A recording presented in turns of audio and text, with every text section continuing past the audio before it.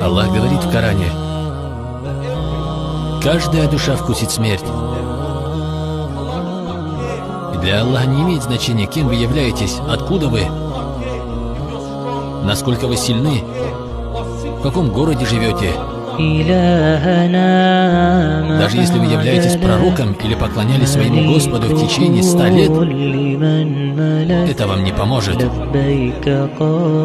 Аллах сказал: каждая душа вкусит смерть, и каждый из вас покинет этот мир.